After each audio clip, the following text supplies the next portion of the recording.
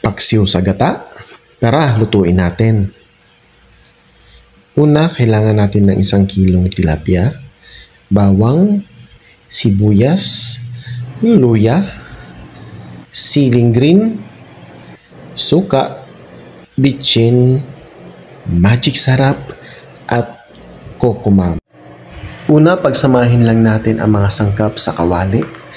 Ilagay ang luya at isunod ang bawang. So, ikalat lang natin para ma-absorb. At saka sibuyas, ilagay din natin. At lagyan na rin natin ng suka.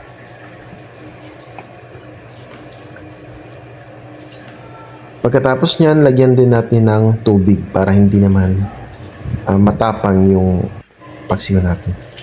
Lagyan ng asin. So, sana ayon lang sa panlasa ninyo. At pag kumulo na, ilagay na natin ang magic sarap. Ilagay na rin ang bitchin. At isunod na rin natin ang siling green.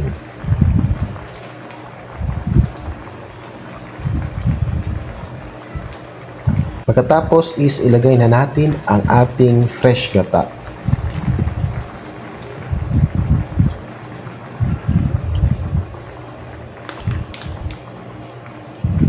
Pag okay na, hayaan lang natin na kumulo hanggang sa maluto yung gata niya.